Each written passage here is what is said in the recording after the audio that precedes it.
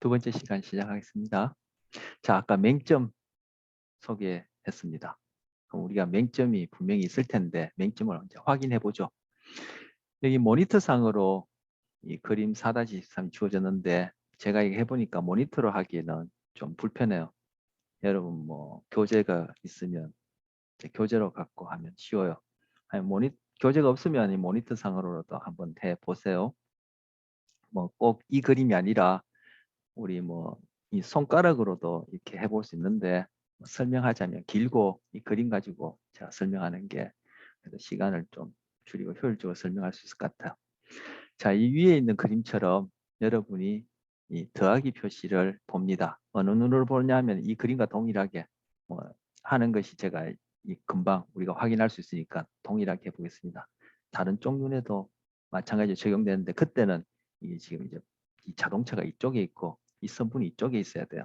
어쨌든 자, 이 눈과 마찬가지로 이미 지금 왼쪽 눈을 감고 여러분이 저는 이미 이제 쉬는 시간에 해보고 오늘 수업 시작하기 전에도 이제 몇 번 해봤는데 왼쪽 눈을 감고 오른쪽 눈으로 이 십자 표시를 자, 이 B10은 좀 이따 하고요. 이 B번에 해당하는 이 십자 표시 더하기 표시를 쳐다봅니다. 쳐다보는데 자, 교재가 있으면 교재를 보시도 좋아요. 쳐다보는데 눈을 굴리시면 안 돼요. 그러니까 여기 봤다 저기 봤다 뭐 자동차 봤다 위에 봤다 아래 봤다 하시면 안 되고 이 십자 표시를 딱 말고 우스갯소리로 째려 봅니다. 그러면 이 십자 표시가 이 그림처럼 여러분 중심화에 딱 맺히겠죠. 십자 표시에 반사된 전자기파가 바로 여러분이 중심화에 도달하는 겁니다.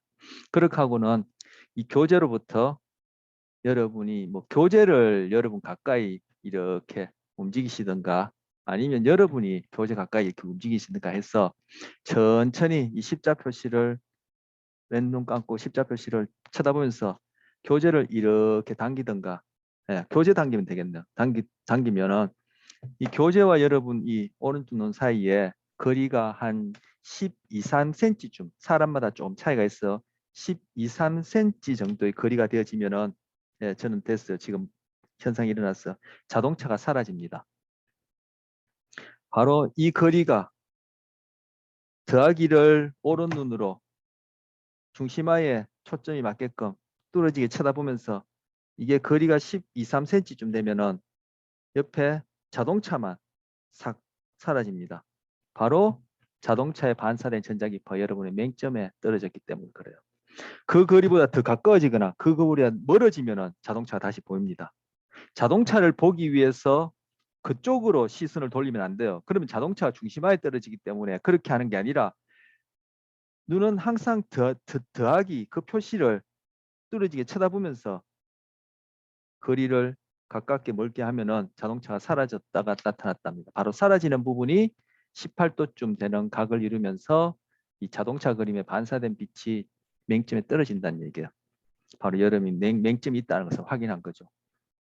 그리고 요 밑에 것은 마찬가지로 그렇게 하고 한 12, 3cm쯤, 12, 3cm쯤 거리가 되어지면은 이 중간에 선분이 끊긴 게 없어지고 선분이 연결되어 보입니다.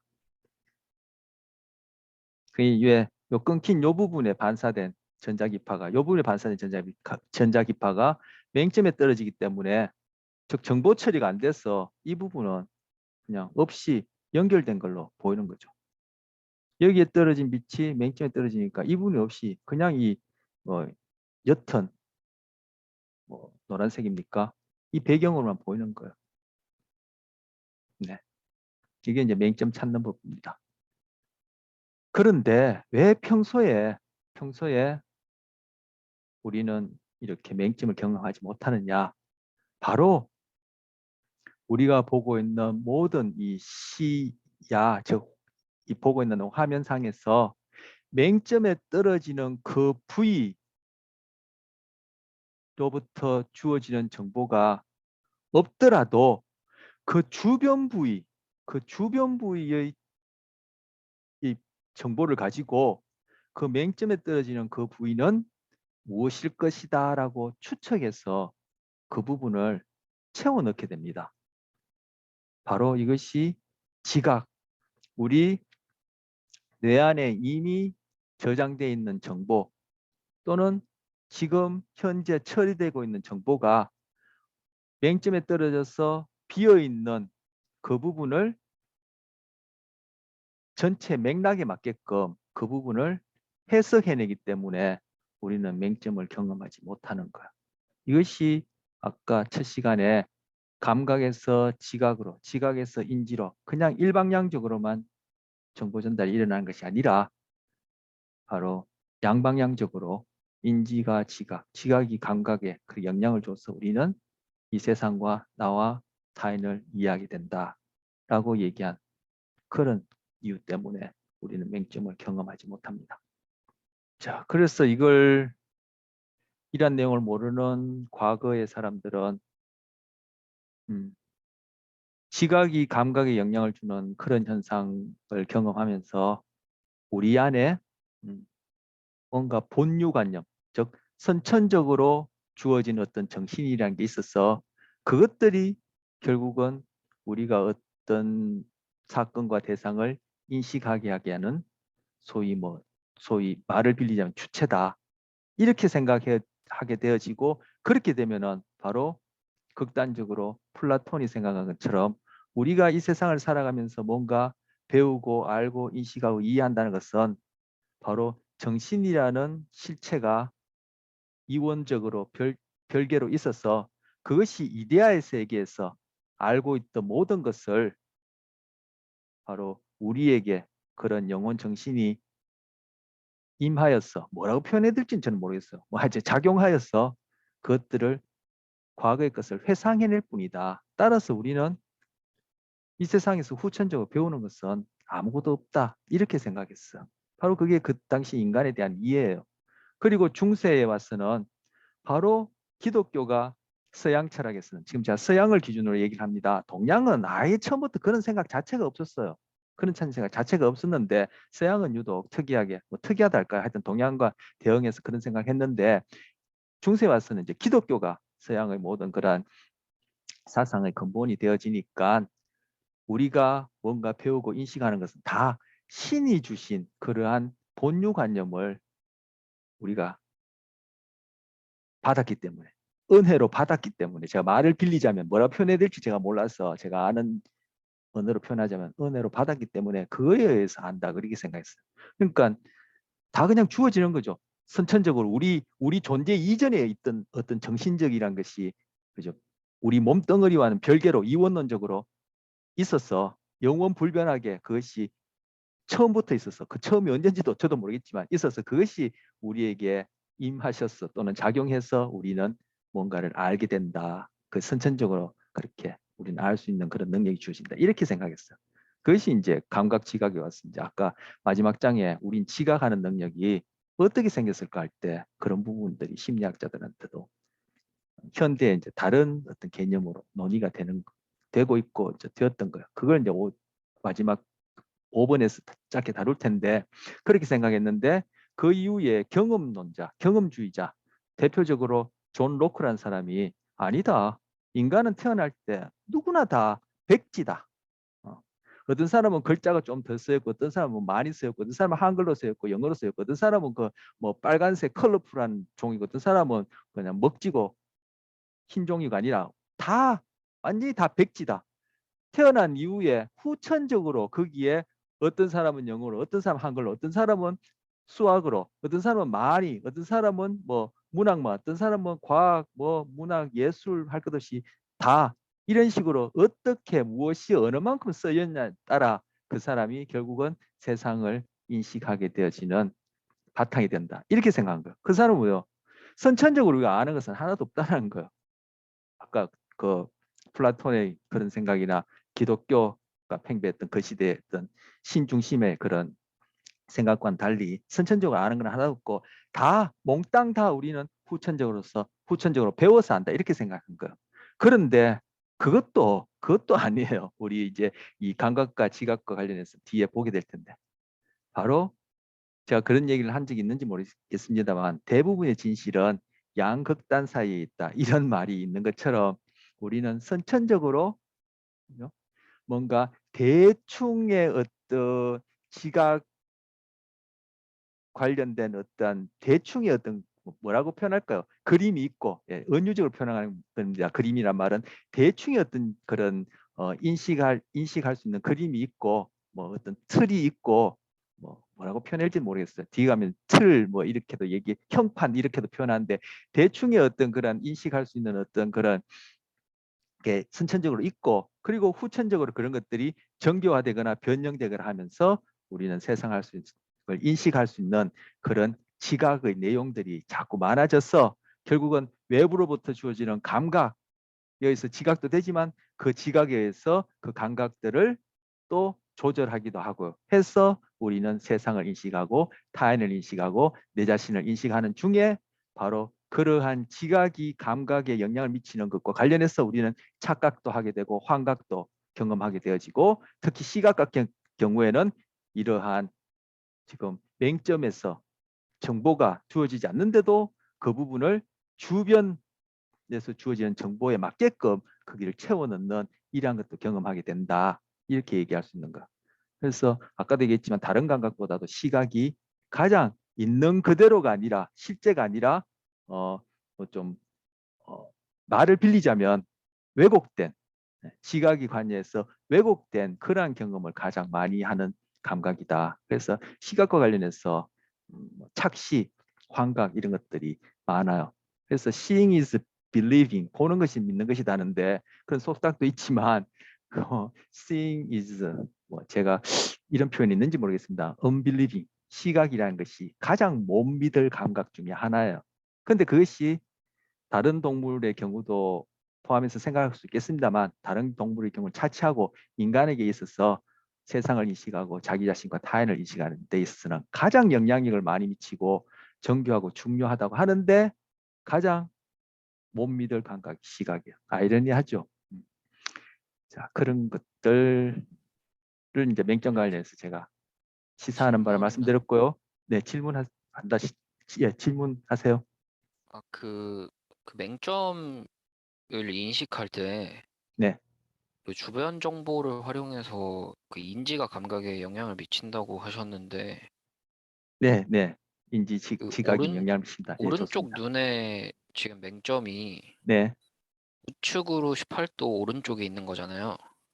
네, 근데 그 범위에 있는 그 정보가 네. 혹시 왼쪽 눈의 시야에는 들어오지 않는 범위인가요?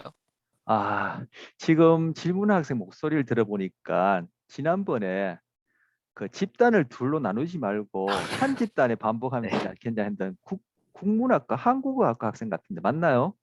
네, 맞습니다. 4학년이라 했죠. 네네. 네, 또 다른 학생 많은데 개인적으로 이런 얘기해서 다른 학생들한테 신뢰가 되는지 몰라도, 공부를 어떻게 하는지 좀 궁금한데요. 전 진짜 좋은 질문이에요. 저도 아까 설명하면서 왜 맹점을 경험하지 못하는지 설명하려면은 금방 학생이 질문한 그런 것까지 다 고려해서 한 두 가지 이상 현상을 더 설명해야 돼요. 근데 제가 지금 나갈 내용도 있고 너무 그걸 얘기를 하려면 또 뭐 이것저것 얘기에 대해서 얘기가 길어서 그건 제가 생략을 했거든요. 아, 그러면 네. 그건 우리 수업 마치고 제가 네네. 꼭 전해주고 싶은 생각도 있고 하니까, 학생이 뭐 다음 스케줄이 없으면 우리 수업 마치고 관심 있는 학생들 남아서 그건 좀 제가 더 설명을 하기로 하죠. 네, 알겠습니다. 네, 감사합니다. 네, 네. 아주 뭐 전혀 그와 관련된 내용이 없는데 그걸 추론해서 그런 질문을 한다는 게 저는 굉장히 인상적이요. 공부를 어떻게 하는지 참 궁금하네요. 자, 다음 내용 하겠습니다. 다음 내용은 암수능, 명수능과 관련된 거예요. 이제 다른 별명이, 암수능은 암소시, 명수능은 명소시 이렇게 부르는데, 어쨌든 뭐 같은 현상에 대해서 이제 두 개 이름이 있는데, 암수능은 뭐냐면은 교재도 나왔듯이 요즘은 극장이 그렇게 어둡지 않아요. 예전에 저 어릴 때는, 글쎄요, 제가 어릴 때라서 또 그런지 모르겠지만, 제가 어릴 때라니까 여러분한테 안 와닿죠. 저도 어릴 때가 있었는데, 어릴 때는 극장에 딱 들어가면은 너무너무 어두웠었어요. 정말 한 발짝도 못 움직일 만큼 그렇게 어두웠던 것 같아요. 모르죠. 제가 어렸기 때문에 지금만큼 또 경험의 폭이 좁아서 그것이 더 어둡게 주관적으로 그 경험된지 모르겠지만, 근데 요즘 보면 극장들이 그렇게 어둡지 않아요. 그죠? 그리고 보면은 빛이 점점 극장 그 상영관 쪽으로 갈수록 그레데이션 점차적으로 어두워지죠. 갑자기 어두워지지 않고. 근데 예전에는 이렇게 조명 시설이 지금만큼 이렇게 세련되지 않았기 때문에 그냥 불이 켜졌느냐 꺼졌느냐 이렇게 뭐 쉽게 얘기하면 흑백으로 이렇게 조명이 구분됐는데, 요즘은 그라데이션에 의해서 점점 어두워지고 점점 밝아지는 식으로 이렇게 상영관까지 그렇게 조명이 되어 있는데, 그것도 지금 암수능, 명수능과 관련해서 그렇게 그레데이션을 넣었을 거예요. 제 생각에는. 자, 암수능은 뭐냐면은 제가 금방 말씀드린 대로 여러분도 그런 경험이 있겠습니다만, 갑자기 환한 곳에 있다가 갑자기 어두운 곳에 딱 들어가면은 깜깜하니 하나도 안 보여요. 근데 그게 한참 있으면, 그죠? 이 표에 나와 있는 것처럼 한 20분 이상 있으면은 그 안에서 이제 사물들이 다 보여요. 그걸 암수능이라 그래요. 그럼 그곳에서 20분 이상, 뭐 30분, 40분, 1시간 정도 있다가 밖으로 나오면은, 환한 곳에 나오면은 눈이 부셔서, 말 그대로 눈이 부셔서 또 아무것도 안 보여요. 말 그대로 아무것도 안 보이다가 조금 있으면은 적응이 되어서 이제 볼 수 있게 되죠. 그것을 명수능이라 그래요. 근데 이 암수능, 명수능과 관련해서, 자, 우리 아까 그 망막에는 그 빛에 반응하는 전문화된 신경세포가 있는데 그것을 광수용기라고 했다. 그 광수용기는 추상체와 간상체로 나뉜다 했는데, 이 간상체, 막대기처럼 생긴 이 간상체는 소위 우리가 빛을, 빛이 아니라 죄송합니다. 아까 색깔을 지각하는 데는 얘들이 하는 일이 없어요. 즉 간상체는 우리가 아까 가시광선이라 얘기했는 모든 파장대에 반응해요. 달리 얘기하면은 가시광선 안에서 이 간상체가 반응하는 특성들은 한 종류밖에 가지지 않았어요. 말이 꼬였는데 간상체가 가시광선 안에서 반응하는 특성들을 보면은 다 동일해요. 그런데 추상체는 가시광선 안에서 반응하는 특성을 보면은 이것이 한 세 그룹 정도 나눌 수 있어요. 사람들 중에 사람 중에서 우리 인간의 경우에도 우리 인간의 경우에 특히 여자분, 남자분한테는 그런 현상이 없는데, 여자분 같은 경우에 일부는 이 추상체가 한 네 그룹으로 나눠지는 여자분들이 있어요. 결국 남자에게는 없고 여자에게만 그런 현상이 있다는 것은 X염색체, 즉 성염색체와 관련된 현상인데, 여자분 중에서 일부 여자분들은 이 추상체가 가시광선 범위 안에서 반응하는 특성들을 보니까 다 똑같지 않고 한 네 그룹으로 묶을 수 있고, 대부분의 여자분들과 대부분의 남자분들은 그게 거의 다다 이렇게 얘기할 수 있는 우리 인간의 경우에는 바로 가시광선 안에서 이 추상체들이 반응하는 특성을 보니까 이것이 다 동일하지 않고 세 그룹으로 나눌 수 있어. 바로 이 추상체의 반응 특성이 세 그룹으로 나눌 수 있다는 그 이유 때문에 이 추상체들은 소위 우리가 색깔이라는, 아까 빨주노초 파란보라 얘기하는 그런 색을 지각할 수 있는 토대가, 감각적 토대가 되어지는데, 이 막대세포, 막대세포, 한글 쓰기 할 때 막대세포라는데 제가 또 한글말 막대세포란 말이 나왔는데, 이제 간상체를 막대세포라 하거든요. 어쨌든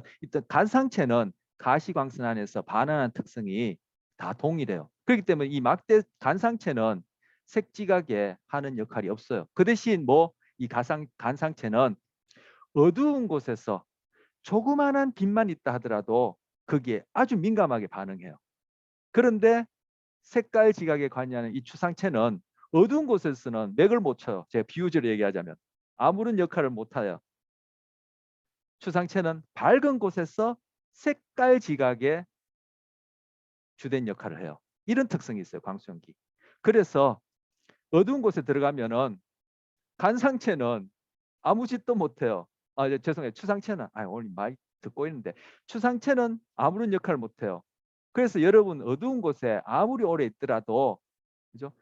어떤 색깔을 밝은 곳에만큼 그렇게 명확하게 지각하지 못해요. 어렴풋이는 알 수 있어. 왜?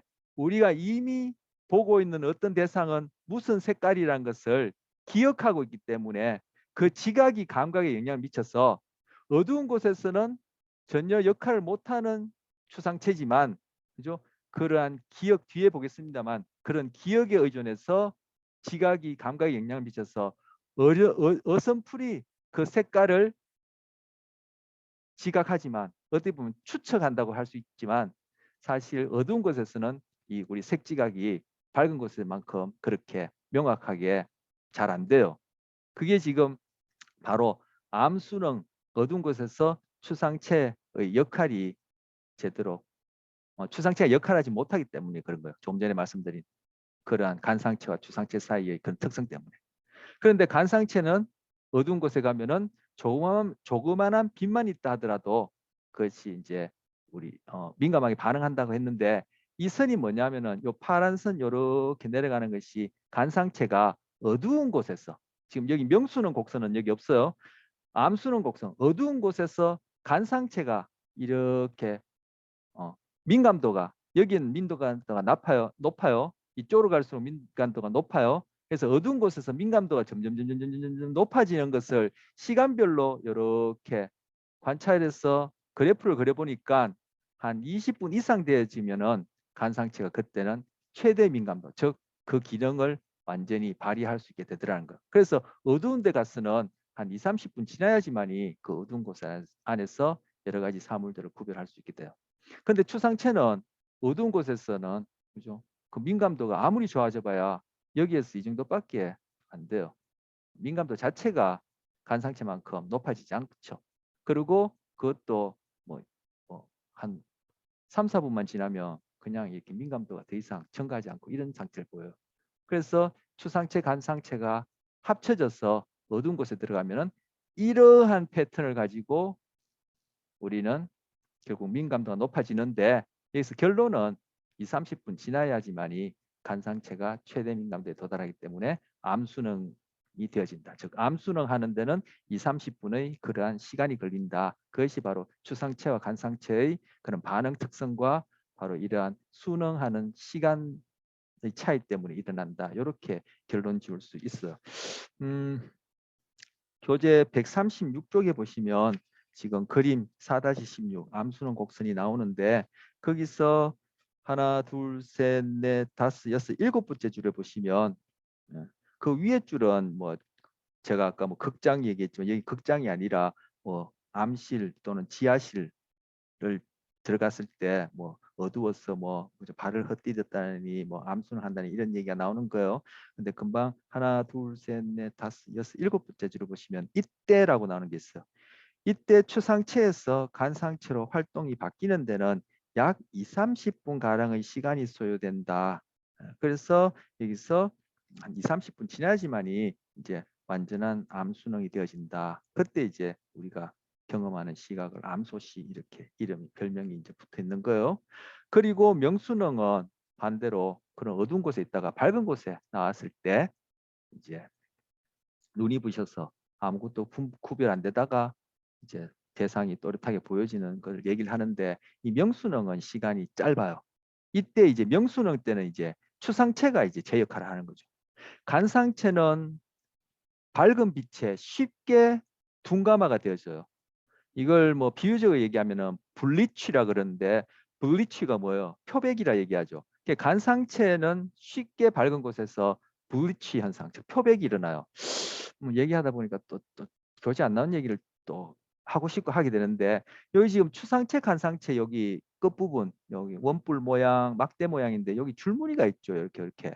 이 줄무늬가 뭐냐면은 단백질인데, 이 단백질이 특정한 파장에 노출되어지면은 얘들이 이게 색소 단백질인데 이것이 특정한 파장 때 노출되어지면은 이 색소가 발하면서 이것이 전기 신호를 일으키거든요. 그런데 이 막대 세포는 밝은 빛에 대해서는 이 단백질, 즉 색소 단백질이 쉽게 블리치 현상이라고 그렇게 이름을 블리치라고 표백이라고 이렇게 이제 그렇게 은유적으로 얘기하는데, 이게 금방 그냥 이것이 뭐랄까요? 색소 단백질이 탈색된다 할까요? 뭐 테크니컬하게 정확하게 얘기하면 둔감하라 얘기를 하면 좋은데 또 뭐 여러분 둔감화가 개념이 있는지 모르겠지만 둔감화가 일어나서 밝은 곳에서는 금방 그냥 눈이 부셔서 아무것도 이제 못 보는 그런 현상들이 일어나는 거. 그런데 명수능은 암수능처럼 이렇게 오래 걸리지 않아요. 왜? 추상체가 금방 적응. 추상체는 밝은 곳에서 소위 우리가 색깔을 지각하는데 전문화돼 있다, 특화돼 있다, 잘한다 그렇게 얘기를 들었는데 어두운 곳에서 밝은 곳으로 오면은 눈이 부셔서 아무것도 분간하지 못하는 것은 간상체, 추상체에도 물론 있지만 간상체에 있는 그 색소 단백질이 아주 희미한 빛에 대해서도 민감하게 반응하니까 밝은 빛에 그것이 확 블리치, 탈색, 표백이라 얘기하는데 그런 현상이 일어나서 우리가 그냥 눈이 부셔서 아무것도 분간 못하는데 추상체는 밝은 곳에서 금방 적응을 하니까 아까 어두운 곳에서 간상체가 적응하는 것보다도 더 빨리 적응을 하니까 몇 분 내에 눈부셔서 못 보는 현상이 사라지고 대상을 구별하게 돼요. 그래서 명수 기능이 훨씬 빨리 일어나요. 자, 아까 읽었던 그 부분 이어서 죄송합니다. 명수능은 또 다음 장인데 제가 지금 또 헷갈렸네요. 아까 읽었던 부분 제가 표시해 놓고는 또 안 읽었는데 오늘 뭐 더 왔다 갔다 합니다. 자, 136쪽에 아까 읽었던 부분, 그 뭐 한 문장 정도 읽었죠. 그 문장 읽었는데 136쪽에 보면 명수능이라는 파랑 제목 바로 위에 보시면 뭐 아까 제가 얘기한 겁니다만 좀 다시 한번 읽어보겠습니다. 그 위에 두 번째 줄에 보시면 명수능 바로 위 두 번째 줄입니다. 이 부분은 암수능에 관한 얘기예요. 지금 명수능 얘기하다가 암수능 부분 그거 읽고 명수능 부분 제가 표시한 것만 한두 줄 더 읽겠습니다. 자, 거기서 명수능이라는 그 136쪽 그 파란색 제목 바로 위에 두 번째 줄에 보시면 그래프에서 볼 수 있듯이 여러분은 어두운 영화관이나 지하실에서도 30분이 지나면 공간 내 사물들을 잘 지각하게 된다. 하지만 색깔은 지각을 정확하게 못해요. 왜? 추상체가 아무런 역할을 못하기 때문에. 하지만 그래도 색깔을 어렴풋이 알 수 있는 건 뒤에서 제가 얘기할 텐데 우리가 소위 지각이 작용했어. 감각에 작용했어. 즉 우리가 뭔가 기억이 있기 때문에 우리 그걸 소위 안다, 색깔을 안다 이런 현상이 일어나는데 어쨌든 어두운 곳에서는 추상체가 꼼짝을 못하기 때문에 지금 원유적으로 얘기하자면 꼼짝을 못하기 때문에 색깔 지각을 이제 제대로 못한다. 이렇듯 간상체 세포만 활성화되었을 때 시각을 암소시라고 부른다. 이제 암수능에 관한 다른 이름인 거죠. 자, 명수능과 관련해서는 또 영화관 얘기가 나오는데 137쪽에 오시면 새로 시작하는 단락, 137쪽에 새로 시작하는 단락 첫 번째, 두 번째, 세 번째 줄에 보시면 암수능과 달리 간상체에서 추상체로 역할이 바뀌는 데는 약 1분의 시간만이 소요된다. 그래서 명수능은 금방 일어나는 거예요. 이러한 명수능 형상 때문에 그 부분은 알겠습니다. 요 한 문장만. 암수능과 달리 간상체에서 추상체로 역할이 바뀌는 데는 약 1분 정도의 시간이 소요된다. 저는 아까 뭐 3, 4분이라 얘기했는데 그건 제가 이제 뭐 정확한 숫자를 제가 제대로 알지 못했고 기억하지 못했고 뭐 이렇게 1분 만에 일어나는 이유는 제가 아까 이러쿵저러쿵 좀 길게 얘기했던 그러한 간상체와 추상체의 특성 때문에 그렇습니다. 그래서 추상체는 빨리 이렇게 밝은 곳에서 이제 이렇게 빛에 반응하는 특성 때문에 이제 명수능이 1분 만에 일어난다. 자, 그다음 이제 색지각에 관한 거요.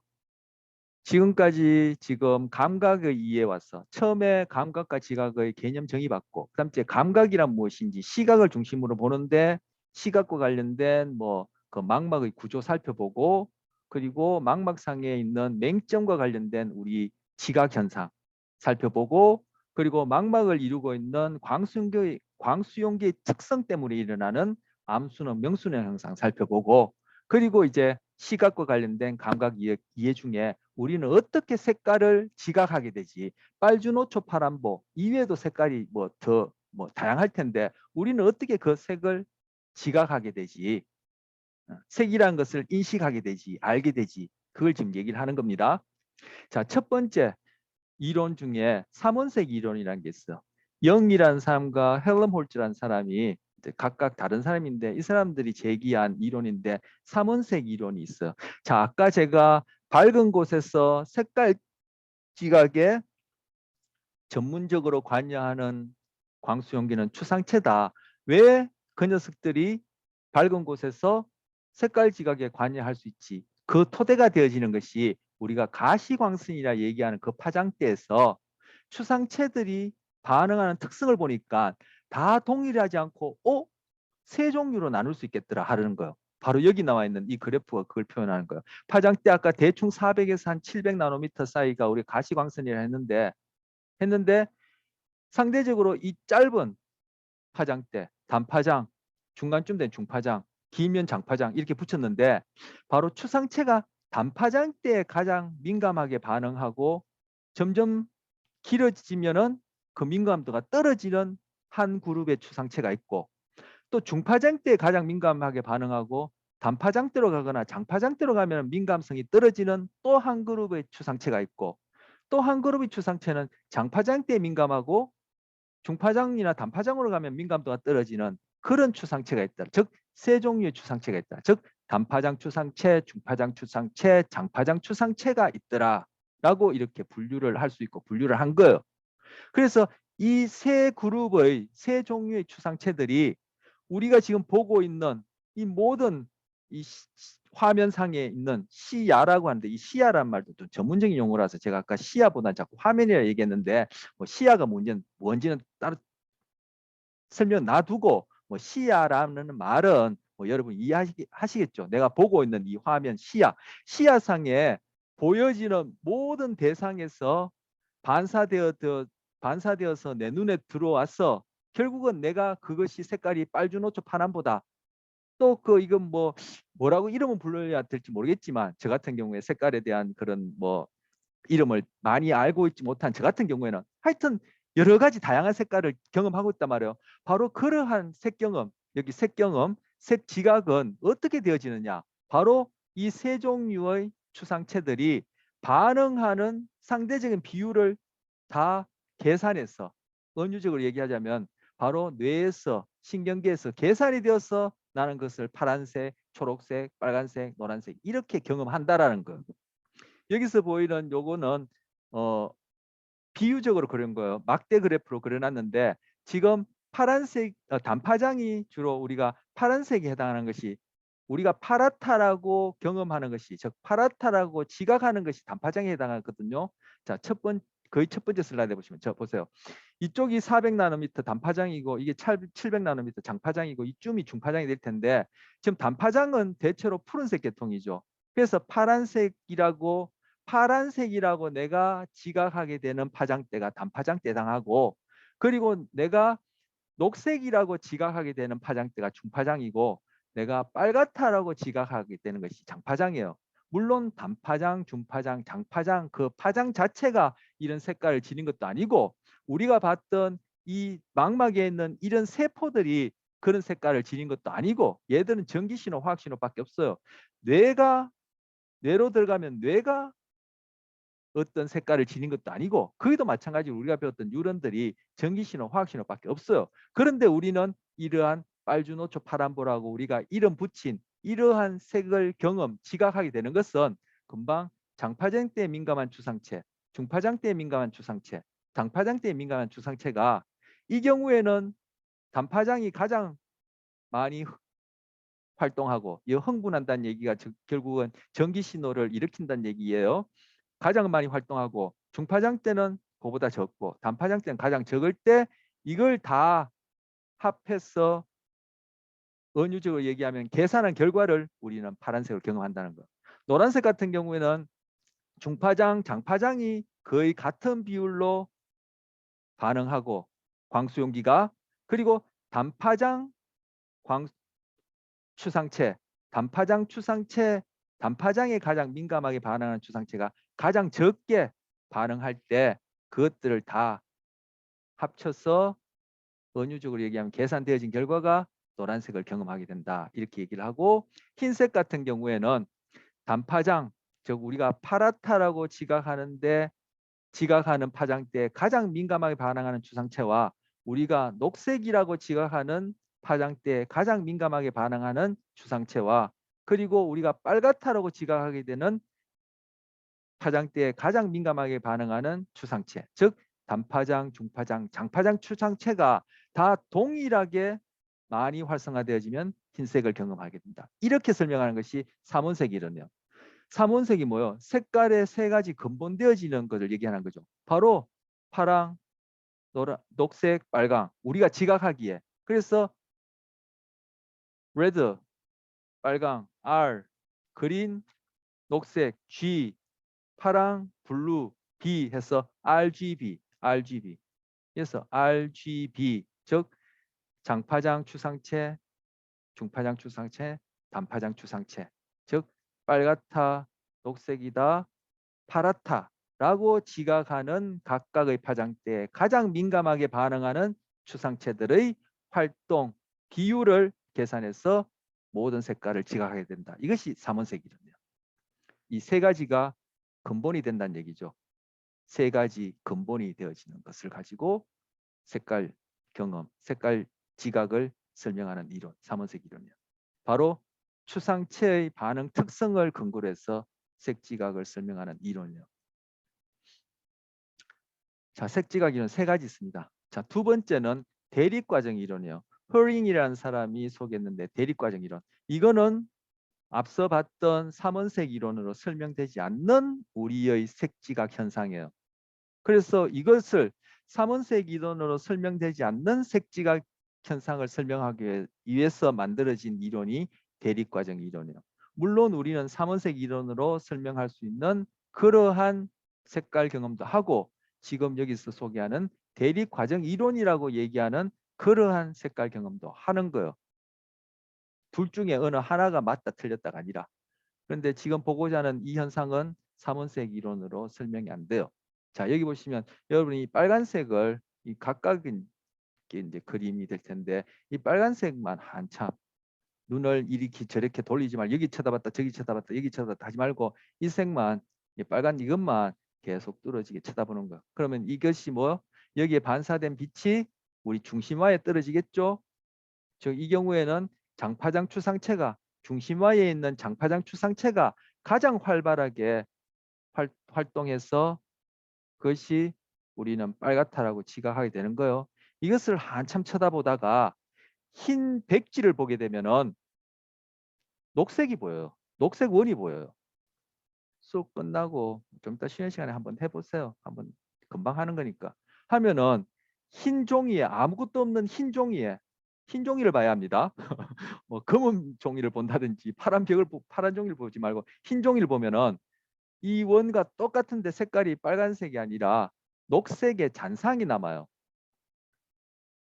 바로 그때 보이는 녹색은 이 빨간색과 보색 관계가 있어요. 그래서 여기서 RG 이렇게 표시하고 이렇게 쓴거는데 빨간색과 녹색은 보색 관계예요. 반대색이라 얘기할까요? 뭐그 반대색이라는 그런 용어가 있는지 모르겠지만 보색이라는 용어는 있죠. 보색 관계예요. 그게 보여요. 이거는 삼원색 이론 설명을 못해요. 결국 이걸 설명하려면은 우리가 앞서 봤던 광수용기뿐만 아니라 앞서 봤던 삼원색 이론은 광수용기 중에 추상체만으로 설명할 수 있는 색 지각 이론인데 지금 이걸 어떻게 해서 그런 현상이 일어나지 설명하려면은 바로 광수용기 추상체뿐만 아니라 신경절 세포의 반응 특성, 양극 세포의 반응 특성까지 고려해서 설명을 해야 되는데 그것은 제가 여기서 생략했어요. 교재도 없고. 그걸 얘기하려면 이제 얘기가 굉장히 스토리가 복잡해져요.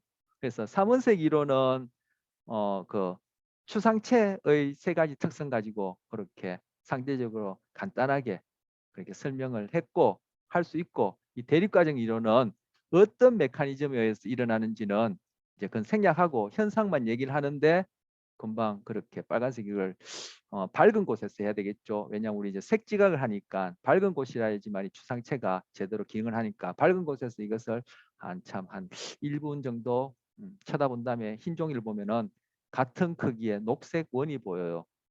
보색이 보여요. 이게 바로 대립 과정 이론으로 설명해야지만이 되는 현상이에요. 삼원색 이론 설명이 안 돼요. 그럼 구체적으로 대립과정 이론은 뭔데? 그건 제가 생략한다고 했어. 이 경우도 마찬가지죠. 하면은 이런 이 파란색에 대한 보색이 보여요. 즉 바탕은 이 사각형은 노란색으로 보이고 안에 노란색은 파란색으로 보이는 보색이 보여요. 지금 이거 태극기죠. 이 검은색 부분이 흰색이고 흰색 부분이 검은색이고 이 윗부분이 빨간색이고 아랫부분이 파란색이잖아요. 근데 지금 이거 다 보색으로 그려놨어요.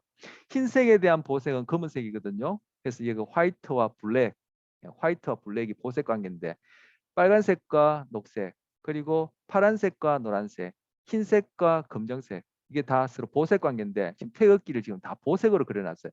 이걸 뚫어져라 한 1분 정도 쳐다본 다음에 흰 종이를 보면은 실제 태극기 흰 바탕에 검은색으로 괴들이 표시되어 있고 위에는 빨간색 밑에서 파란색 이런 색의 태극기가 보여요.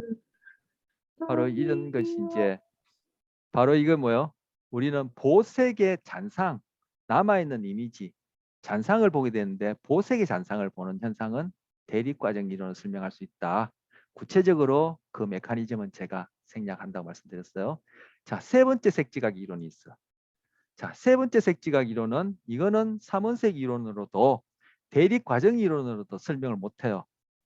그렇다고 해서 이것이 틀린 거다. 아니면 지금까지 살펴본 이것까지 합쳐서 세 가지 이론 중에 하나가 맞다. 나머지는 틀렸다. 그 뜻이 아니라 우리가 경험하는 색지각은 이 세 가지 이론이 설명하는 현상을 다 경험해요. 그 중에 세 번째 현상. 지금 이 그림을 보시면 이거는 뭐요? 빨간 사과죠? 이거는 뭐예요? 뭐 교재에 버섯이라 했는데 뭐 언뜻 보면 나무 같기도 한데 이제 빨간 버섯 이거는 하트 그죠? 심장을 의미하는 거죠. 뭐 사랑 이런 걸 의미할 때 상징적으로 쓰는 거요. 이거는 빨간 종이에요. 이걸 볼 때 빨간 사과, 빨간 버섯, 붉은 하트, 심장, 빨간 종이 있는데 붉은 심장을 표현한 이 하트와 빨간 사과가 빨간 버섯이나 빨간 종보다 더 빨갛게 느껴져요. 실제 이걸 이제 그 뭐 기계 측정기를 가지고 이걸 측정해 보면 여기서 반사되어 나오는 파장은 다 우리가 빨간색이라고 경험하게 되어지는 장파장 때의 파장만 반사되어 나오는데 우리가 지각하기에 우리가 경험하기에 바로 이게 빨간 사과가 빨간 버섯보다 더 빨갛게 빨간 하트가 빨간 버섯이나 빨간 종보다 더 빨갛게 그렇게 우리는 경험하게 되죠. 이걸 기억색이라 하는데 바로 뭐요? 우리는 감각을 있는 그대로 받아들이는 것이 아니라 이미 우리 경험 속에 있는 색깔에 대한 지각이 감각에 영향을 줘서 실제 대상의 그런 물리적인 특성은 동일한데 우리는 경험할 때 그것을 더 빨갛게 다르게 경험한다는 것. 이런 현상을 기억색이라 하고 이걸 설명하는 이론이 레티넥스 이론이에요. 오래전 그것만 하도 이제 뭐 최소한 2000년 전이겠죠. 탈무드에 유태인의 그 경전으로 삼는 탈무드에 보면은 우리는 있는 그대로가 아니라 자기 방식대로 본다라는 말이 있어요. 달리하면 바로 우리 개개인이 또는 우리 인간이란 종이 다른 동물과는 달리 보는 인간만의 주관적인 그리고 우리 같은 인간이라 하더라도 성별도 다르고 나이도 다르고 그죠? 그 사는 지역이라든지 이제까지 살아왔던 그런 환경이라든지 가정 환경도 다르고 하니까 경험이 달라서 우리는 다 다양한 그러한 경험 속에서 그런 것들이 우리의 이미 3장에서 배웠던 내용을 가지고 얘기하자면 우리의 뇌 안에 신경세포들이 색깔이 되었던 모양이 되었던 어떤 현상이 되었던 우리가 일상에 겪는 모든 그러한 자질구리한 그러한 모든 경험들에 대해서 지각할 때 다 나름 다양하게 가지각색으로 즉 주관적으로 경험한다라는 거예요. 우리는 지금 색 지각에 대해서 색에 국한해서 얘기하지만 그 지금 얘기한 원리는 다 동일하게 작용해요.